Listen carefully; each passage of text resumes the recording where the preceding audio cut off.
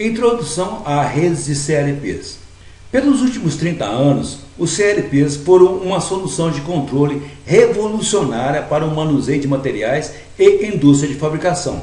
O controle de transportadoras, robôs, máquinas hidráulicas e pneumáticas foi o alvo primário dos sistemas de controle CLPs. Os CLPs são também capazes de comunicação com unidade central, pessoal e mini-computadores, como também com outros CLPs. Esta comunicação é necessária para coordenar a operação de um eficiente sistema, CIM, Computer Integrated Manufacturing.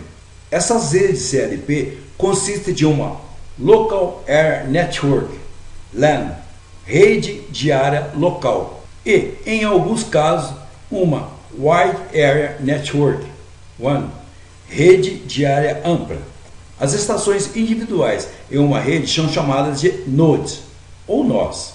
Os nós podem consistir de um CLP iniciador ou mestre e um CLP escravo. A rede de área local, ou LAN, é uma rede de dados que é limitada graficamente, mas permitirá intercomunicação fácil de CLPs e outros terminais. Há 3 elementos principais em qualquer rede. Eles são meios de comunicação, topologia de rede e controle de acesso à rede. O meio de comunicação refere-se ao cabo que está, na verdade, transportando o sinal. Este tópico será discutido completamente mais tarde. A topologia de rede refere-se ao esquema de conexão. Este será muito discutido mais tarde. O controle de acesso à rede refere-se ao tipo de rede que está sendo usado. A figura 18 mostra um exemplo de uma rede de CLPs. Canais de comunicação de redes. Os componentes de rede podem ser divididos em 2 áreas distintas: equipamento terminal de dados, Data Terminal Equipment, DTE, e equipamento de comunicação de dados, Data Communication Equipment, DCE. Os DTEs iniciam a comunicação enviando mensagens para os DCEs na rede. Os DTEs podem ser um computador ou um CLP mestre, iniciador ou CLP servidor. Os DCEs respondem às mensagens enviadas pelos DTEs. Eles podem incluir CLPs escravos, modems e outros equipamentos. Uma rede incluirá pelo menos um DTE e vários DCEs. Os DTEs e DCEs comunicam-se via um dos 3 tipos de esquemas de canais de comunicação. Veja a figura 19. Simplex. Na canalização Simplex, os DTEs irão tanto transmitir quanto receber dados dos DCEs.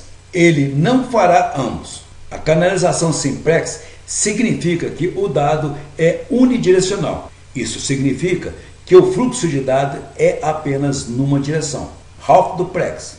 Este canal de comunicação permitirá o fluxo de dados do DTS para os DCS e dos DCS para os DTS. Portanto, esses 2 caminhos de comunicação podem ocorrer, mas não simultaneamente. Full duplex. A canalização de comunicação full duplex emprega o uso de 2 linhas de transmissão separadas. Devido ao fato das linhas serem usadas separadas, os dados para os DCS podem ocorrer simultaneamente. Meio de transmissão. Há 3 categorias de meio de transmissão em uso atualmente em redes industriais. Eles são fios pares torcidos, TP, cabo coaxial e cabo de fibra óptica. O meio mais comumente usado é o cabo de pares torcidos. Isto é devido à sua baixa instalação, baixo custo e baixa manutenção. O cabo pares torcidos pode ser comprado com ou sem blindagem. Confronte os comentários com a figura 20. A EIA, Electronic Industry Association, Associação da Indústria Eletrônica, definiu um conjunto de padrões para cabos pares torcidos no padrão EIA-586. O STP, ou cabo pares torcidos blindado, fornece melhor imunidade à indução eletromagnética ou ruído do que o UTP, ou cabo pares torcido não blindado. O STP fornece uma jaqueta de malha de arame que é conectada à terra. O UTP não fornece essa blindagem. Nos cabos TP, cada par fornece um canal de comunicação. Geralmente, numa rede LAN de CLP, os pares torcidos blindado é utilizado devido ao alto nível de ruído elétrico no ambiente de fabricação. Os cabos pares torcidos são especificados por uma velocidade de transmissão. Os cabos 16 MB por segundo, tipicamente, têm de 3 a 4 tranças por pé e é usado para transmitir dado a baixa velocidade em curtas distâncias. Os cabos 100 MB por segundo normalmente têm 3 a 4 tranças por pé e transporta dados a velocidades mais altas por longas distâncias. O cabo coaxial consiste de um condutor central sólido circundado por um isolador. Uma blindagem de fios de tecidos circunda o isolador. O cabo coaxial é usado para transmitir sinais de alta frequência. Esse tipo de cabo é mais caro, mas fornece um alto grau de imunidade ao ruído. Eles são divididos em 3 categorias baseado nos tipos de sinais que eles transmitem. As categorias são baseband, broadband ou carrier band, banda base, banda dupla ou banda transportadora. O baseband é um cabo especial de 50 ohm, usado apenas para transportar sinais digitais. Ele é normalmente referido como um cabo Ethernet devido ao seu uso original em redes Ethernet. Os cabos coaxiais broadband e carrier band são tipicamente cabos 75 ohm que são utilizados para transportar sinais analógicos. Esses requerem o uso de um modem para converter o sinal digital em um sinal analógico para transmissão através do meio. Um modem no recebimento final converterá então o sinal de volta para o sinal digital. O cabo coaxial broadband é capaz de transportar sinais analógicos múltiplos. A indústria de televisão a cabo emprega esse tipo de cabo para fornecer serviço aos seus clientes. O cabo carrier band, também às vezes chamado broadband, canal único, é capaz de transportar apenas um sinal de frequência analógica. O cabo carrier band é mais barato que o cabo coaxial broadband, e os modems usados pelo carrier band são mais baratos do que aqueles requeridos pelo cabo broadband. Os cabos de fibra ótica são fibras finas de vidro ou plásticos que usam luz para transportar o dado. Esse tipo de meio de transmissão é capaz de transportar uma taxa de 2 GB por segundo por longas distâncias de centenas de quilômetros. As fibras óticas oferecem melhor imunidade de ruídos de todos os meios de transmissão. Elas são também capazes de transportar vários sinais simultaneamente. Esse tipo de meio de transmissão é mais caro do que aqueles anteriormente discutidos. Devido ao baixo custo, os cabos pares torcidos são mais frequentemente usados para redes de CLP de área local ou LANs. Muito comumente, o Belden Bitola 9842 é o cabo de escolha. Topologias de conexão de rede. O layout físico real da Local Area Network, ou LAN, é chamado topologia de rede. As topologias LAN mais comuns são Ring, Bus, Tree e Star, anel, barramento, árvore e estrela.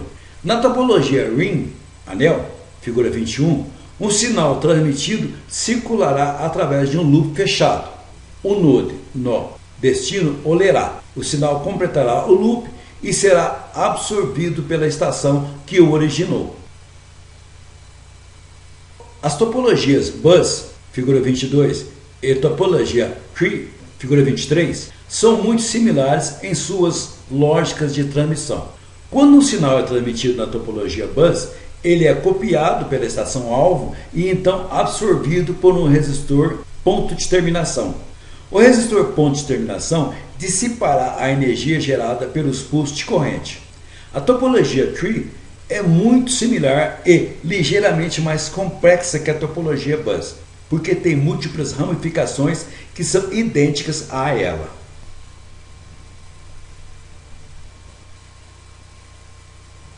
As redes usando topologia Star, figura 24, possuem vários nodes conectados a um node central. Esses nodes não têm conexão com quaisquer outros nodes. O concentrador central, o hub, controla a transmissão de dados de qualquer nodo. Os esquemas de acesso mais comuns à rede Tree, que são empregados com redes CLP, LAN ou Local Area Network, são Peer-to-Peer ou Master-Slave, Token Ring e Carrier Sense Multiple Access with Collision Detection, ou em português, mestre-escravo, anel token e transportadora de sentido de acesso múltiplo com detecção de colisão. As redes peer-to-peer utilizam um iniciador CLP mestre que elege as estações para responder CLPs escravos. Esse esquema de contínuos questionamentos é utilizado para detectar qual dos respondedores está atendendo para ganhar acesso à rede. Com CLPs Alambrada TM, o termo mestre-escravo é usado para descrever um esquema de acesso à rede peer-to-peer. A rede anel token usa um pacote adicional chamado um token. O token é passado em torno de uma estação para outra.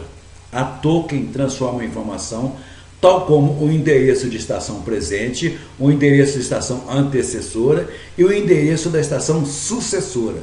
A estação que precisa acesso à rede para receber ou enviar dado será mantida para o token por uma quantidade de tempo específico. Caso contrário, o token é passado para a próxima estação. Nas redes transportadoras de sentido de acesso múltiplo com detecção de colisão, CSMA/CD, cada estação está continuamente ouvindo a linha. Se a linha estiver disponível, a estação que precisa de acesso tentará enviar ou receber dado. Todas as estações continuam ouvindo a linha para ter certeza de não ocorrer colisão de dado. Uma colisão de dado acontecerá quando duas ou mais estações tentarem transmitir dado ao mesmo tempo.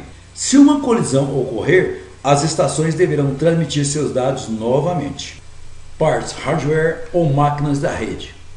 A figura 26 mostra nomes de partes físicas de redes. Um computador pessoal ou terminal industrial é usado para fazer download e monitorar programas lógicos LED nos CLPs conectados à rede. O computador irá também monitorar fluxo de dados durante a execução do programa em uma rede CLP típica, onde pelo menos um CLP iniciador ou mestre deve estar presente.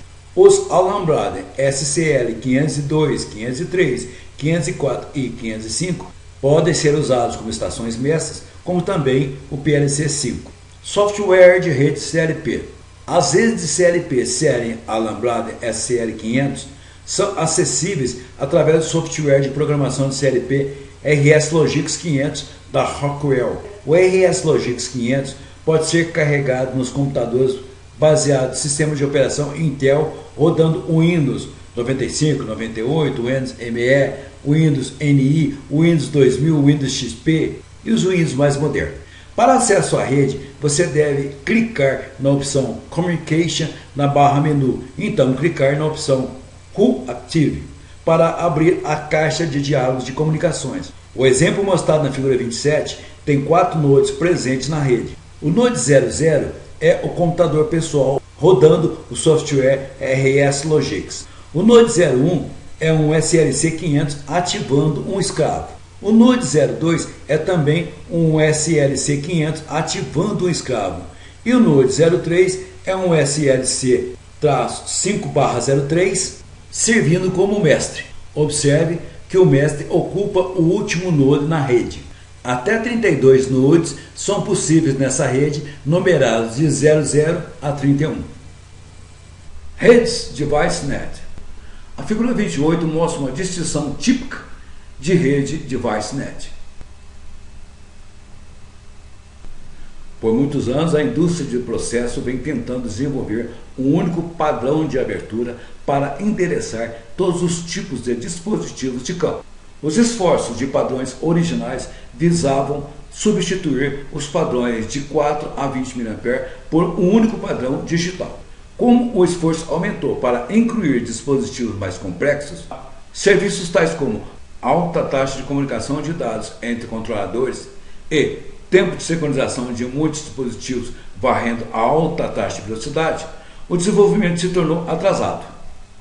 Um padrão para os dispositivos simples requer o mesmo tipo de habilidade de intercâmbio que existe para 120/220 e os 24 VDC, ligadas discretas.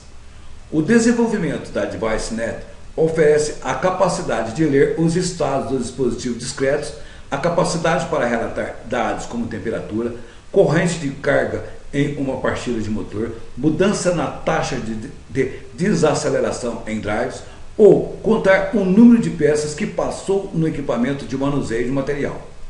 O link de comunicações DeviceNet é baseado no protocolo de comunicações Broadcast, uma transmissão que deve ser entregue a todos na rede. A Bosch originalmente desenvolveu esse sistema para a indústria automotiva europeia. Seu propósito foi de substituir a caracambagem usada em automóveis por um cabo de rede de baixo custo.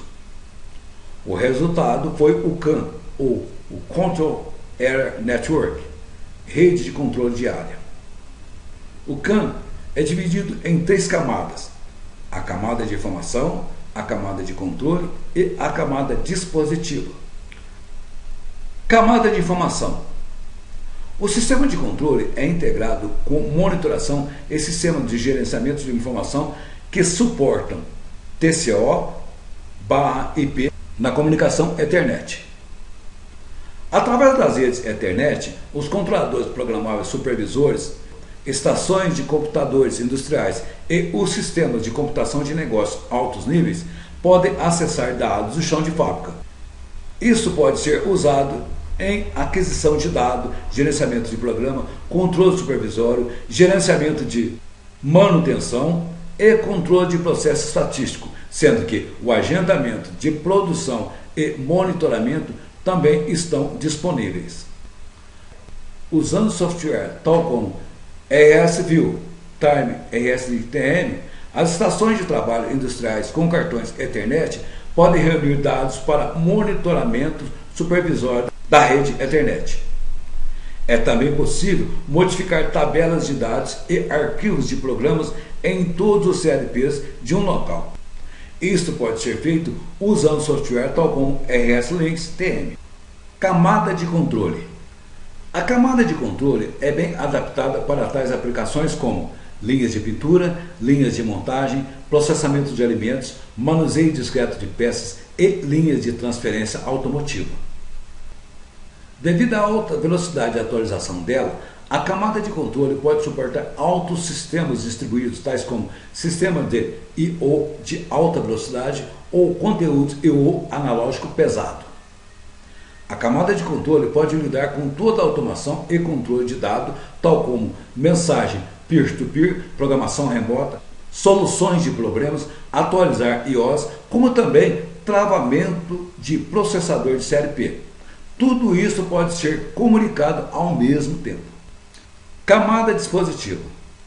A camada dispositiva fornece uma interface através de um único cabo de um controlador programável diretamente para dispositivo ativo, tal como sensores, push buttons, partidas de motor, interface operadora simples e drives.